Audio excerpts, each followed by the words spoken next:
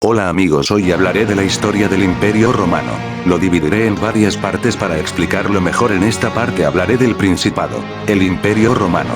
El imperio fue la tercera etapa del desarrollo de la antigua Roma y en que la principal institución política del Estado fue la monarquía imperial, formada por el emperador, sus ministros, consejeros y gobernadores provinciales. La evolución de la monarquía imperial en Roma tuvo dos etapas. El Principado, siglos I y segundo DC. También ha sido llamada esta etapa Alto Imperio. En esta etapa los emperadores mantuvieron la ficción de la existencia de la república, dejando funcionar algunas instituciones como el Senado, los comicios y los cónsules. Pero el emperador se reservó el derecho de comandar los ejércitos y proponer los candidatos a las magistraturas y al Senado. El más importante emperador del Principado fue Augusto. Augusto consolidó la monarquía imperial. Él fue el princeps, es decir, el primero de los ciudadanos, pero también el imperator, es decir, el jefe supremo de las fuerzas armadas, por lo tanto, el verdadero detentador del poder político supremo. También recibió los títulos de pontífice máximo y padre de la patria.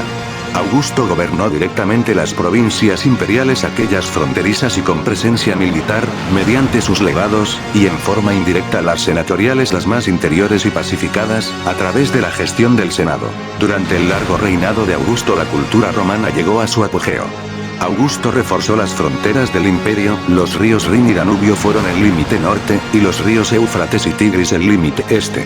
Terminó con la política del mundo para Roma e impulsó una nueva Roma para el mundo. En otras palabras, terminó con la explotación y abuso a que estuvieron sometidas las provincias durante la República y favoreció el progreso de las mismas.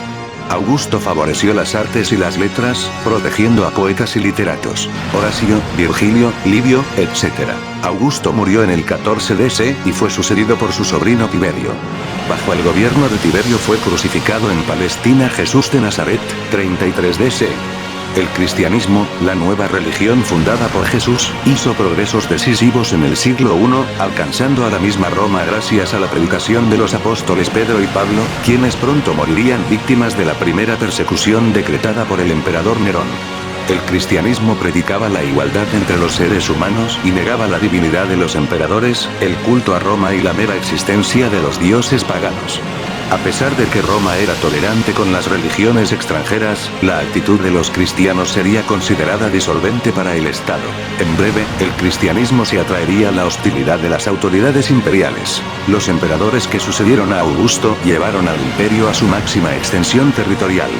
Claudio conquistó Britania, DC, y Trajano, siglo II DC, conquistó Dacia, actual Rumania, y Mesopotamia durante la campaña contra el Imperio Parto provocada por la decisión del rey parto Osroes de colocar a un rey títere inaceptable en el trono de Armenia, un reino sobre el cual habían compartido hegemonía los dos grandes imperios desde los tiempos de Nerón unos 50 años antes.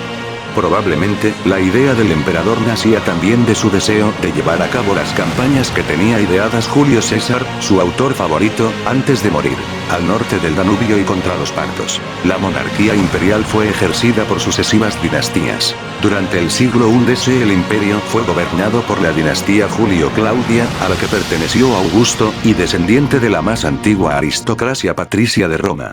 Pero con el correr del tiempo accedieron a la monarquía dinastías de origen itálico y provincial, los Flavios y los Antoninos. La forma de designar al sucesor del emperador era mediante su preparación previa, su consagración por el Senado y el ejército, fuese en vida o después de muerto su antecesor. Durante el siglo II se practicó el sistema de adopción del personaje más capaz. Esta última forma dio excelentes gobernantes.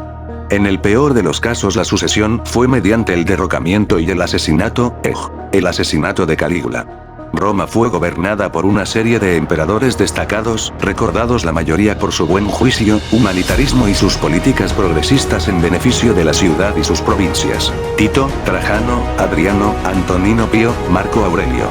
Durante el gobierno de Vespasiano, Roma destruyó el templo de Jerusalén y posteriormente su hijo Tito tuvo que afrontar las consecuencias de la erupción del Vesubio que sepultó Pompeya y otras ciudades de la bahía de Nápoles.